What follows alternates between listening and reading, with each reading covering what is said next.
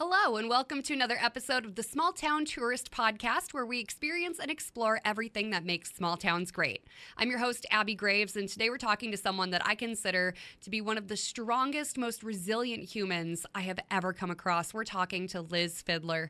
Liz is a nurse practitioner who's originally from southern Minnesota, but she currently resides in St. Joseph, Minnesota, where she runs Sunny Mary Meadow, a flower farm that's been in her late husband's family for 6 generations now. Liz has such an incredible story to share, and I think that she's just this wonderful spark of creativity and sunshine in the world, and I can't wait for you to hear this conversation with her.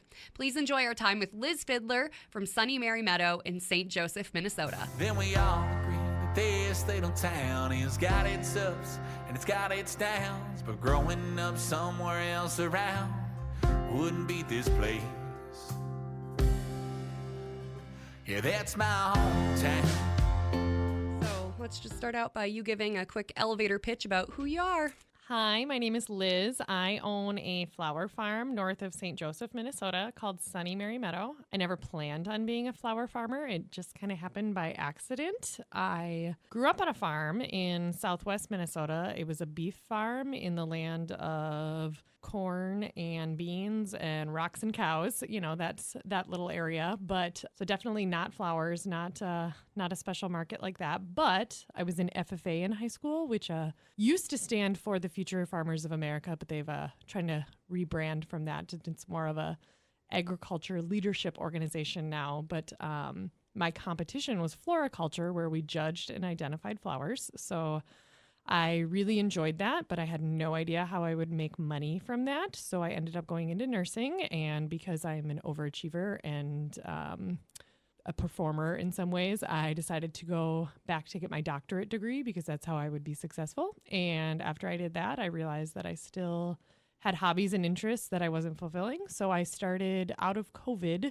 I started a little flower stand where I sold a bouquet of flowers. And at the time, my grandma was newly in a nursing home and she couldn't have any visitors. And so I started this program where it was the nursing home of the week. So for every bouquet that I sold at the end of my driveway, I also donated one.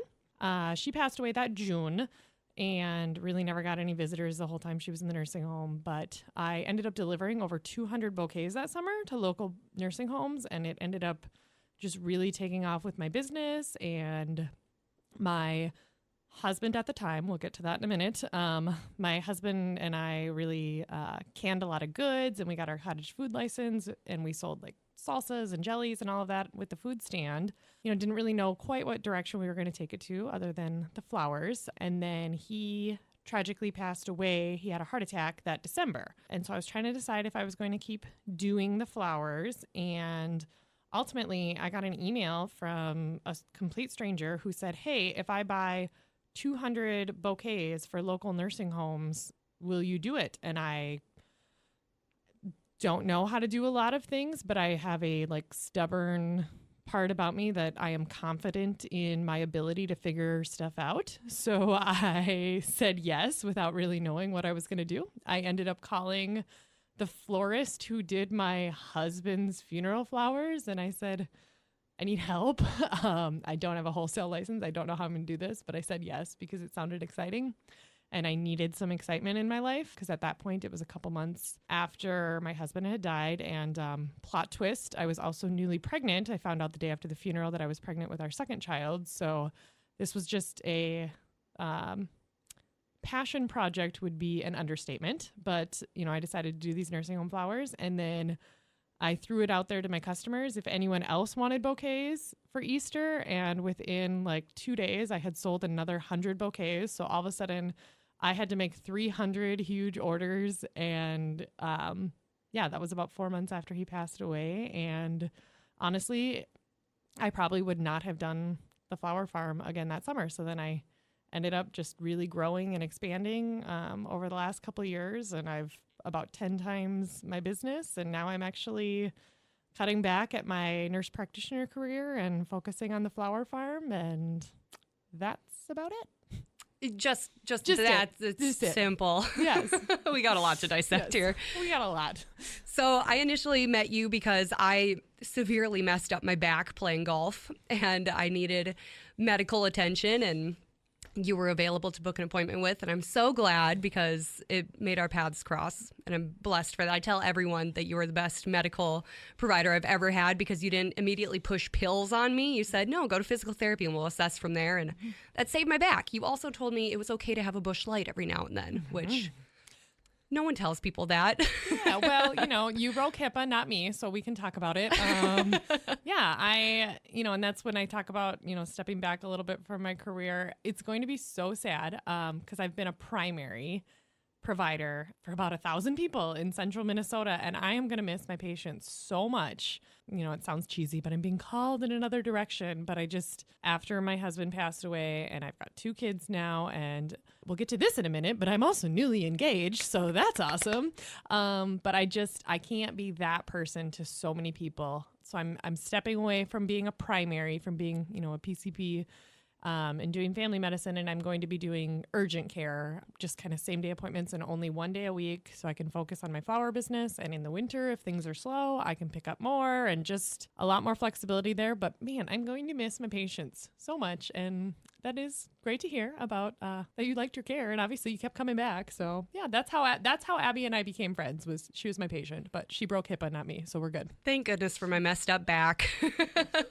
But no, seriously, I'm upset that you're leaving, obviously, because of the great care, but I'm also just so happy for you because this flower farm adventure, and not just the flower farm, but all the stuff that you've done with it as well. It's just so cool to have that as a resource here in central Minnesota because it's so unique what you do. Yeah, and I'm not from here. I grew up 3 hours away, and here's another just plot twist to the whole story. My best friend and I went to college together, South Dakota State, go Jackrabbits, national football champions this year, by the way. Congratulations. Throw that out there. Gonna throw it out there. Beat the Bison. It's a big deal, so I have to just throw this into the podcast. Anyway, we decided we were graduating. We were trying to find a place where we could both work in our respective career fields. She's insane. I think she's a triple major of dairy manufacturing, egg communications, and egg marketing, or just amazing person. Anyway, and I was nursing, obviously. And so we moved up to St. Cloud, Minnesota together. We thought, okay, we'll be there for a year, maybe 2. Let's just save up a bunch of money. We can drive back home together on the weekends. And shortly thereafter, she ended up meeting a wonderful person named Jeff, and she introduced me to Josh, my husband, and we were both married. And then as life circumstances would come, she was widowed in 2015 when he passed in a farming accident, and she had a 7-month-old daughter.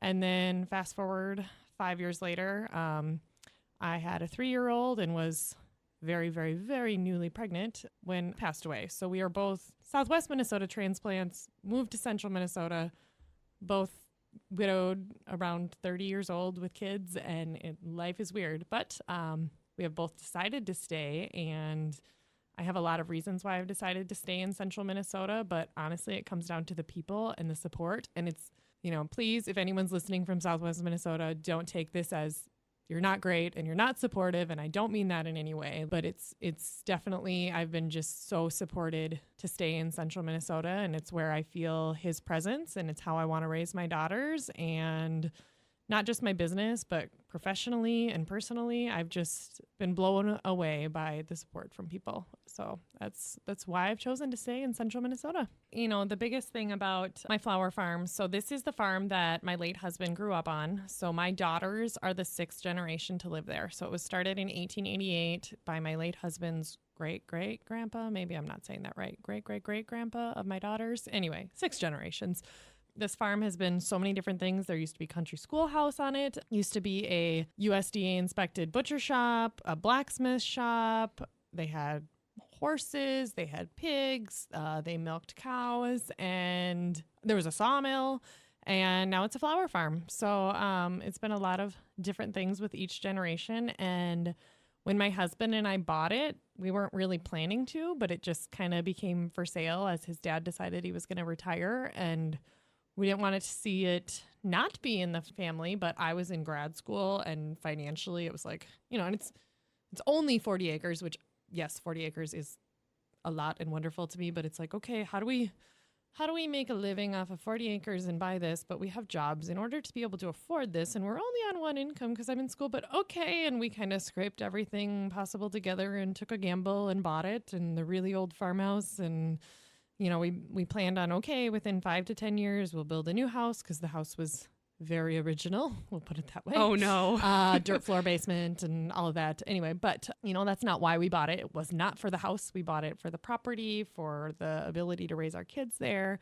And ultimately, we started Sunny Mary Meadow. We named it in memory of my late husband's mom that I never got a chance to meet. And her name was Mary.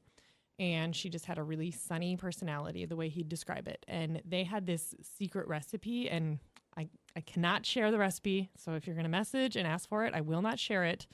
But I've got some ideas on how to still get it in people's kitchens. But they came up with this best Bloody Mary recipe ever. And then we kind of joked that it was Sunny Mary's because he made the recipe with his mom. And we actually had a Bloody Mary bar at our wedding. Yeah, so she passed away in 2010 in a farming accident. But that was kind of what we named the farm, was Sunny Mary Meadow, in memory of her. And so I say it, it was named in memory of her, but it's going to thrive in honor of Josh. And so we had this vision of somehow like getting people out to the farm and sharing the experience and showing the work. And Abby and I were joking beforehand about, we're comparing our social media accounts, and it's just really hard to share things on social media because sometimes it just gets a bad reputation, or I feel like I'm constantly you're marketing yourself, which feels icky because but you're telling your story. And I think that that's what adds a lot of value to my flowers, is just being real and telling the story behind the scenes, all of it. And I think that, if people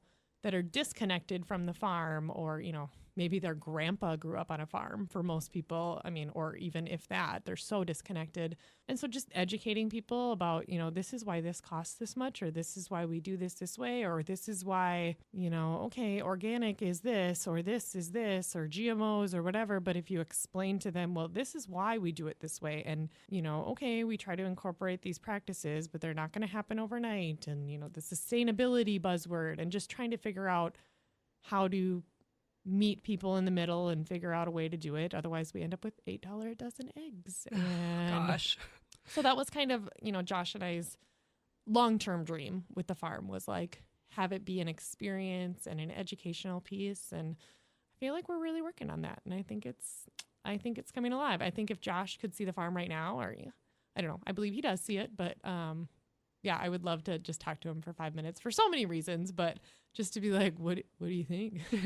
Look what we did. Look what I did. Oh. And I think you are doing such a great job, because I follow you religiously on social media because you're great about all of your content. I know it's a lot to run a business, raise 2 daughters, and also work on social media content for the business, but your content is fantastic. You're always letting people know about what's going on. In the summer, when you had the extra bouquets, people were on those like hotcakes. You're having people out there to see it and build their own bouquets and experience the farm itself, not just the pop-ups where you're at, which are great too, by the way. Love those. Yeah. And I think, people, especially after COVID, people just really want that experience versus things. And so trying to figure out a way to capture that. And I do feel like there's a need for, just locally grown flowers. People know where they come from. People know their background story. And then, something to do besides, let's go out for appetizers and a happy hour, which, don't get me wrong, I hardly ever turn down a happy hour if someone invites me. It's super fun, but just something else to do, and especially during the summer months, and get people outside and learn something new, appreciate something new. Yeah, so I'm still experimenting with how I'm doing a lot of those events, because I want to get kids involved, but I also want moms to have like a kid-free relaxation, and I also want to provide for some little date nights, and just too many things in my brain right now, but we'll get it down. It's nice because you don't have to say, okay, I'm doing it this way, and that's the only way I'll ever do it. You can try it. If it doesn't work,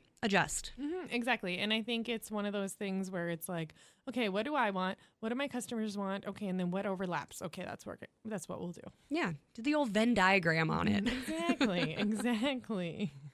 So in addition to your flower farm, you also have written a children's book. Yeah, so that's something I really didn't expect to do. I did it in about 4 hours that was definitely kind of a grief project, but it has been very successful, I guess. If you ask me, I think it has been. But when you go into something with no expectations, it's really easy to be considered successful, I guess, because, the bar is set low. But I was gifted some watercolor paintings. They were black and white paintings of pictures of my late husband and our first daughter. Our second daughter obviously wasn't born yet.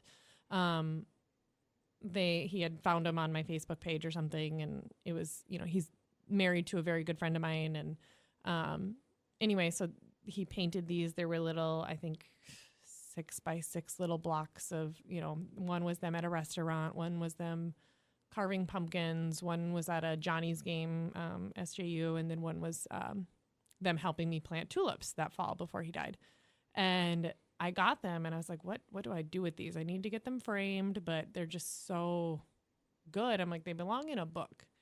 And then I started thinking about a lot of the children's books that my daughter has, and there's not a lot on grief, but there are some, and a lot of people had given me some grief children's books. But I really thought there's got to be a way to incorporate grief and changing of the seasons and, these paintings, and try to figure out how to put it together. And so I just started writing a book about exactly that. How, we have to let the flowers die naturally so that we get more seeds and can plant it on. And we have to be patient, and we don't get to pick when things bloom. And, so there's definitely a spiritual aspect to it. Just talking about God's timing and having patience, and we can't control it. So then I approached Dan and I said, can you do 12 more paintings? And he's like, okay. So he did them. He did wonderfully.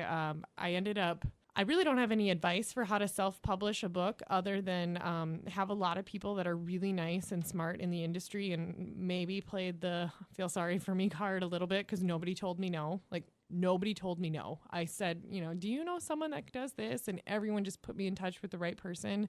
And immediately we had a layout, and, I was like, well, I don't want a discount. I want to pay for it. And, just figuring stuff out. And like, we definitely, got that all done. And, turns out it's kind of expensive to write a children's book. So if that's ever your dream, by the time you do all of the editing and the Library of Congress and ISBN number and all of that. And then I personally bought 2,000 books.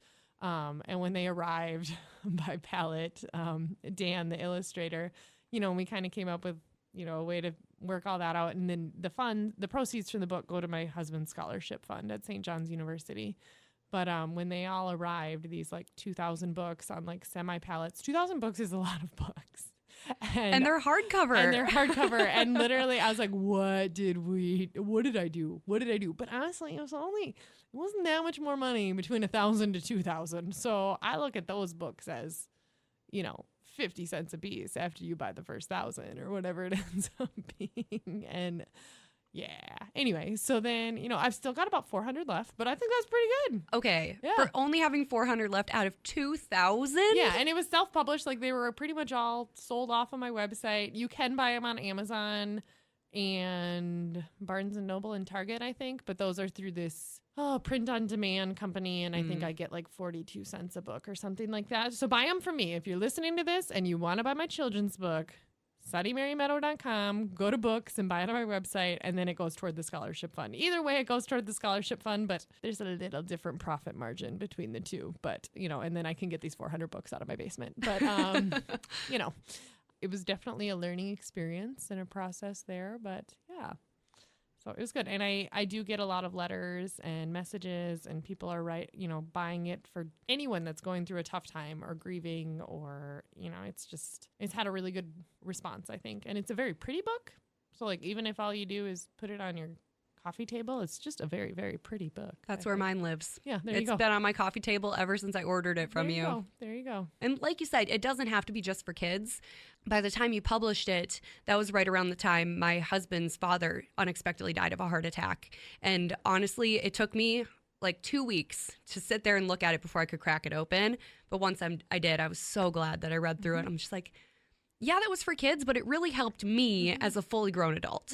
And that was honestly my goal when I wrote it is, so some of these books that my daughter got on grief, she thinks we're just reading a book about snowmen melting. And I'm like, sobbing. And she's like, what's wrong, Mom? I'm like, oh, nothing. Like, and they have this hidden message in it. And that was my goal. Was I told a couple of people, they're like, well, what's the book about? What's the goal? And I said, well, when parents read it to their kids at night, I want the kid to think it's a pretty book about flowers and learn how to plant a garden. And I want the parents to be crying. Mission accomplished. Just tug at the heartstrings a little.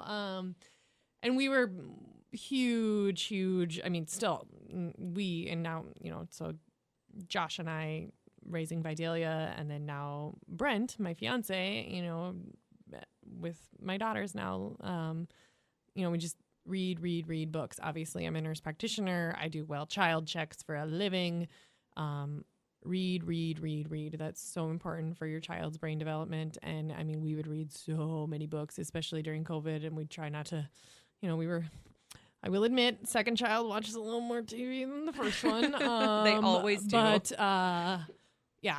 reading is so important to your child. And, even 20 minutes at night before bedtime, just think about all of those new words that they will learn. And just even teaching them patience. Like my daughter, Davy, is, I don't know, what is she, 17 months now? Like just teaching her patience to wait until we're done reading to turn the page. Like that lesson is important, let alone the colors and the, just hearing the cadence of your voice and learning new words. And like, you can tell when she understands what you're saying, or, if we say clap your hands or whatever it is in the book and she does it, or she points to a bear or a new animal. Like it's just the amount of things you're exposing them to by reading is so important. And so that was kind of another way to, just a tribute to my husband. And honestly, I think about what you want if it's you that goes and you just kind of want to not be forgotten. And to me, if this book sits on a bookshelf for 20 years and all of a sudden it gets pulled out and someone looks at it and they have no idea who he is or my story or anything, and they're like, oh, well, this Josh obviously was a pretty good dad. Like, that's cool to me to think about that 20 years from now and people still reading his name and seeing that. And so that was kind of the message behind the tribute. It's a lasting legacy. Mm-hmm. It's so cool. I love it. Big fan. And you're working on another book, right? I am. Are we talking about that? Or? Yeah, we can talk about it. So I've got about 30,000 words written. I'm not going to say the title or anything, but essentially, and I've been loosely working with one publisher, but we're trying to decide which direction to go. And we've got it kind of sent off and it's in review. We'll put it that way, but it's... Apparently in the publishing world, this is how it really works, is you get everything ready and everything they ask, and then you wait and wait and wait. And we've been waiting for about 5 months, and I'm getting a little impatient, but apparently that's not terrible. But anyway, I not to throw any names out there or anything like that, but I read a lot of grief books that were kind of humorous, kind of good, and they were directed toward, young widows or whatever that might be. And some of them made me really mad. They were funny, but they'd talk about grief vultures was a term that one used. And it said basically like these people that want attention, or they post on Facebook about the person that died and you're just almost mad because like you didn't even know him. You weren't even that close. And like I saw things like that happening with, I'm not going to say any examples whatsoever because I don't, I promise like I've realized how ridiculous that is, because if they're grieving and they want to post about that, great, fine, doesn't affect me. But this book told me to be mad at them. And so I was mad at them because it's like, how dare you? And, after a while, and I was talking to my therapist and I just, and she's like, what do you care? Like, you're right. What do I care? It doesn't matter. And I think listening, obviously it's my job as a nurse practitioner to listen to people's problems and yes, prevent other illness and preventative care as a family practice provider. But especially now that I'm transitioning to urgent care, like literally everyone comes to me with a problem. Mm-hmm. So I had to really, really wrap my head around the fact that, okay, these people have problems, and to them, this is a really big deal, even though my big deal is my husband died and I'm pregnant. And like, you want to talk about a big deal? Like trying to, my cable got shut off because it was under his name and I didn't know how to check his email. Like those were my problems, but their problem is their problem. And like she said, she's like, if you're going to play the game of who has it worse, you're always going to win. And that's a really, really lonely game. And that has always stuck with me, is like, I don't want to play this game. I don't want to win this game. You're right. Other people's problems are their problems. And I don't want to be angry and bitter and lonely. And so the premise of my book is I really hope to help people. I really hope, some people might think I'm attention seeking or sharing too much of my story, and that's fine. If that's what they think, that's fine. But ultimately, my goal is two things. One, people that are grieving, sharing my story and using those examples, like I said, with the grief vultures or the other people's problems to like, okay, yep, we have it bad, but, this is our choice. Like, this is the path. We can either walk, we can run, we can drag our feet, but this is our path. And the other part of the story is giving grace when people don't know what to say. There were a lot of things that were said to me that were very hurtful, like, oh, at least you're young, or, just weird things. Like one example was, one person said, oh, well, now we know why Josh died because, a life for a life and, you're pregnant. I'm like, ooh. So you want my daughter to grow up thinking that the reason her dad died was because of her? Oh, no, that's not what I meant. Well, that's what you said. Like, So then you got to think about intention. Did that person mean to say that intentionally? No, they were just trying to help. They were trying to find a silver lining, and sometimes there isn't one, and that's okay. So out of this book, I want to teach people, okay, don't say this because it's really hurtful, even though I know you mean it, or you think it's helpful. It's really not. Like anything that starts with at least, in those first 6 months, just don't do it. So some examples like that, and, of okay, don't say this, because of this.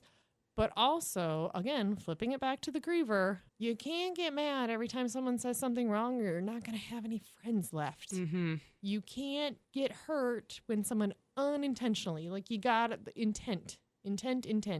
That's what you have to focus on. And so, yeah, that's kind of what the book's about. And I don't know, now that I'm cutting back my hours and hopefully I can get it going. And if you're a publisher listening, I don't have anything set in stone yet. So, reach out to me. I got some pages. I got 10,000 really well edited so far and 30 that are there. Oh my gosh. 30,000, or sorry, not 10 pages, 10,000 words that are really well edited and 30,000 words that exist. Oh my gosh. Loosely strung together. But yeah, but I also, I have my doctorate degree, so you should see the papers that I've written over my life. So writing's not hard. And actually, I found I really enjoy writing, especially writing like this, because it's writing like I talk. It's fun to read, whereas I'm used to, professional writing and, academia writing where citing things. Oh, citing things. Oh, if my doctoral research committee is listening to this, I am not citing a thing in this new book.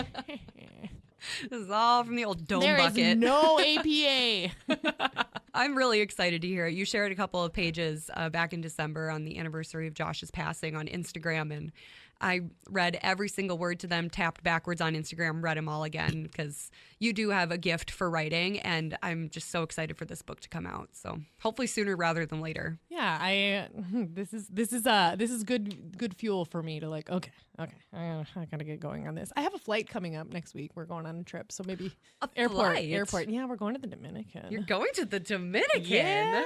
My fiance's brother is getting married, so it's gonna be really fun. Oh, fun! Yeah, we're only going for 4 days, or 4 nights, 5 days, whatever it ends up being. But I'm gonna be so sunburnt. It's gonna be great. It's gonna be great. No, so we're really looking forward to it. So maybe on the airplane and all that, I can. Yeah, there's my that's my little message to myself. Okay, get moving on it.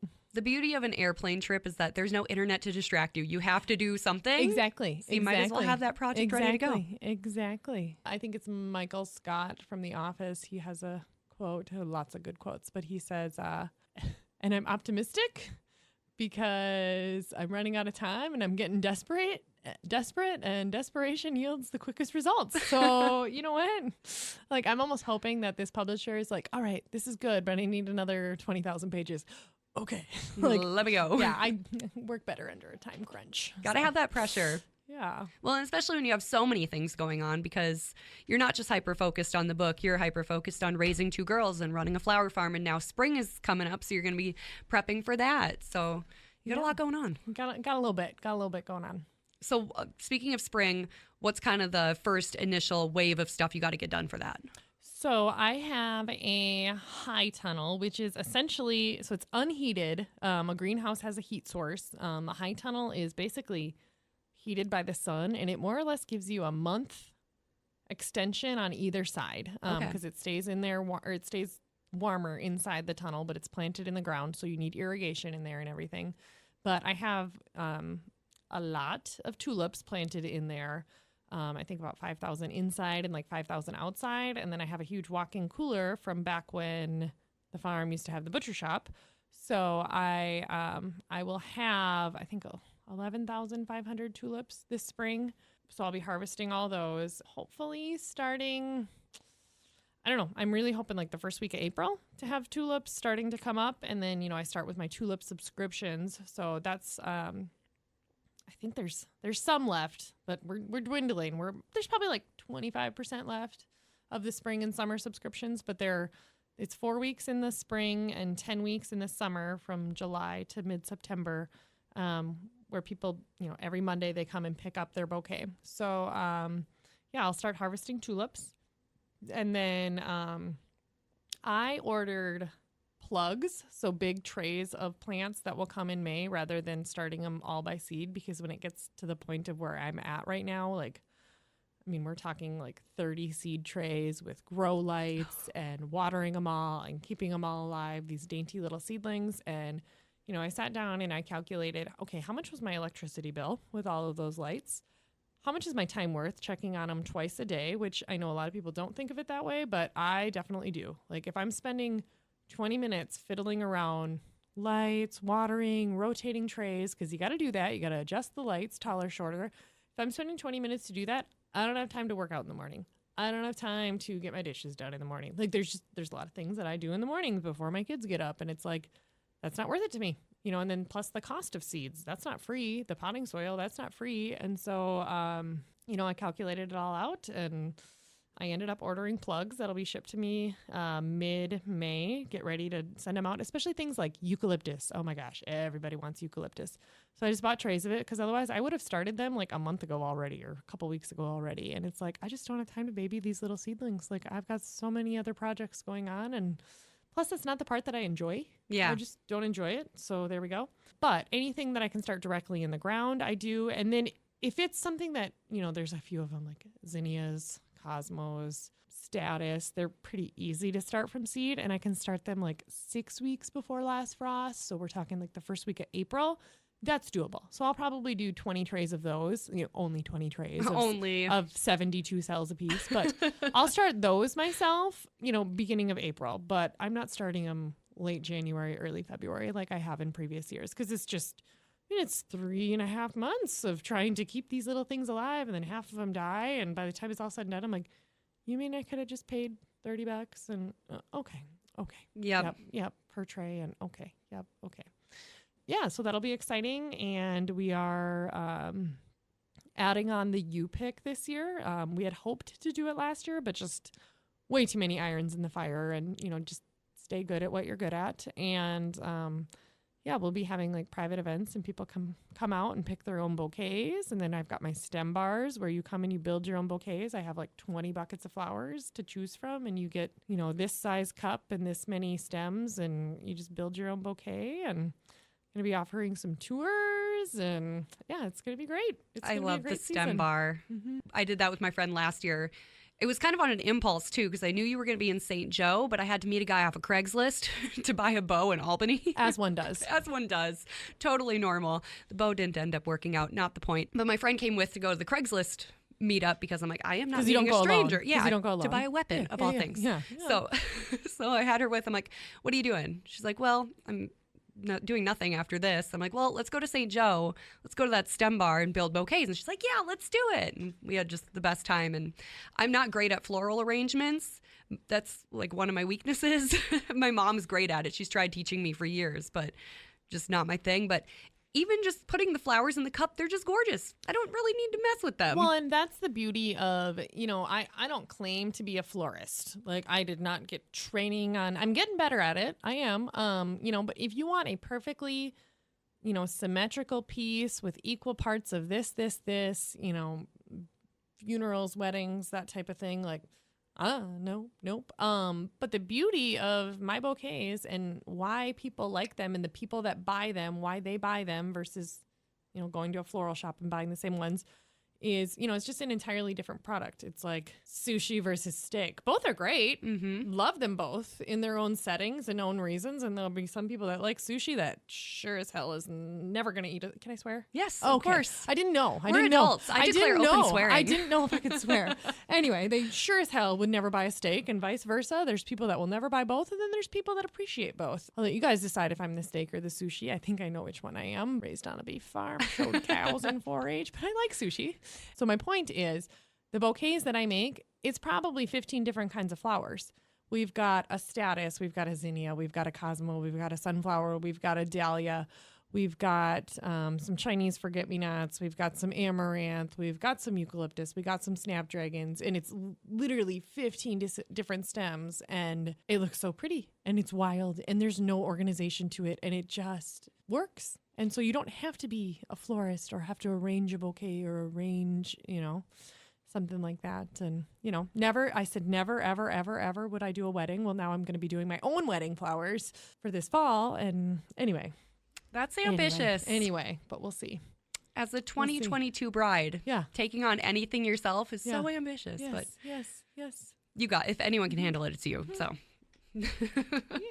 I'm excited for not only Flower Farm, but also your wedding, like on a personal note. I'm just so excited. You got Flower Farmer Brent with you now. I know. Thank you. Did you talk him into starting his own Instagram yet? No, what's going on with that? Well, I think I need to just do it. Yeah. I think I just need to do it for him, and he'd be fantastic. He's so great with the girls, all the stories you post. I love he's so cute interacting with them. He is. And truly it's hard to imagine and put yourself in those shoes. And, it's already hard to date a widow because there's the grief and there's the things, and it's understanding that I still love and miss my late husband so much. And I somehow love, it's like having a second child. I don't know how else to explain it. Like there just makes more room and your heart grows, and there he is. And I don't understand. I think it'd be really hard to be in those shoes, because people compare them, people, it just, but he just rolls with it, and he's so respectful of Josh, and he's just great.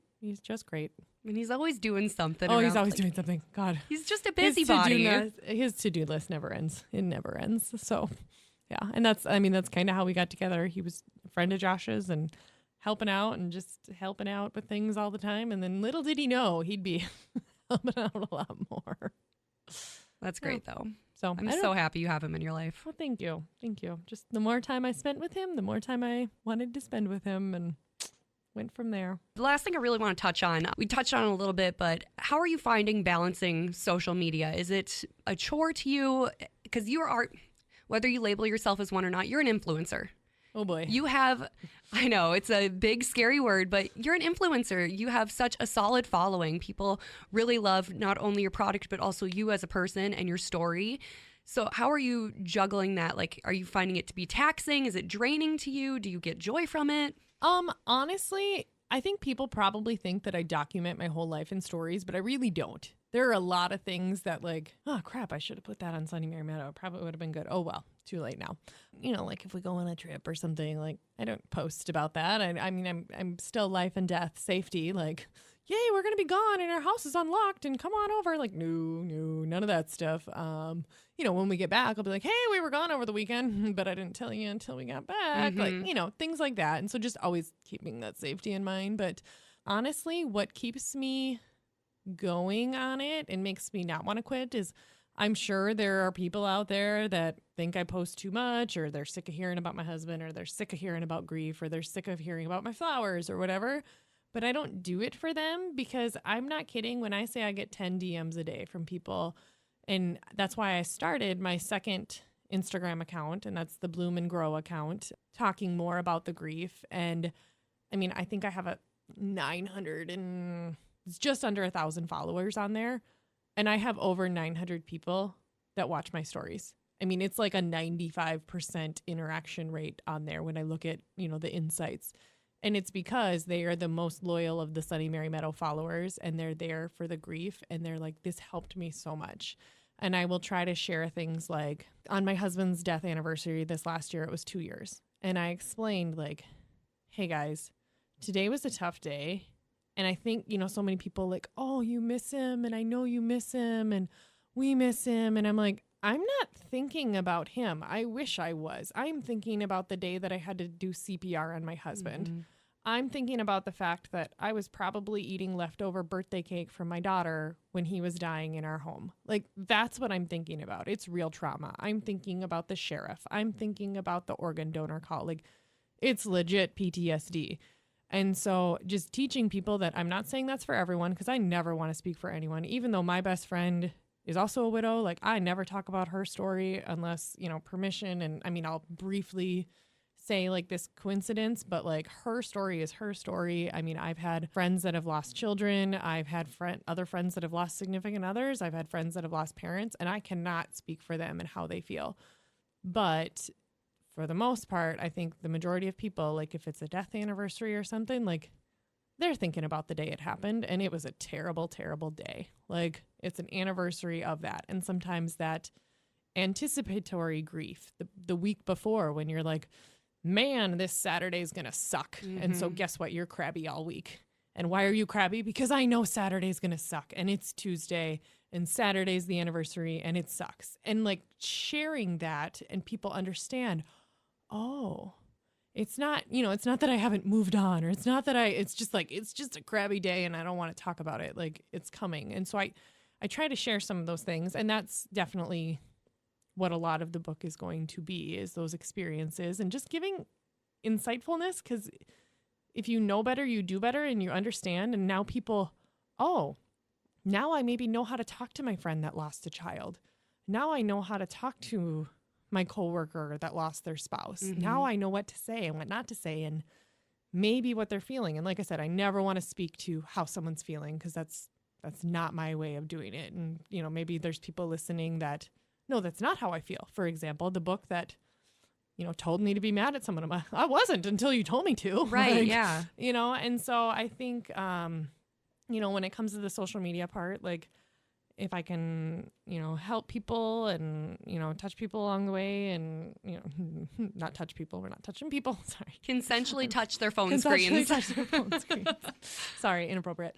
If I can help spread that message, and again, as a healthcare provider, and it's okay. It's okay. And grief is weird. And it's just, like, I had a friend that brought some plates over, and we just smashed them for a while. And the day after my husband died, when we were trying to figure out funeral plans, I literally went into my office and I took my printer and I threw it at a mirror and I screamed.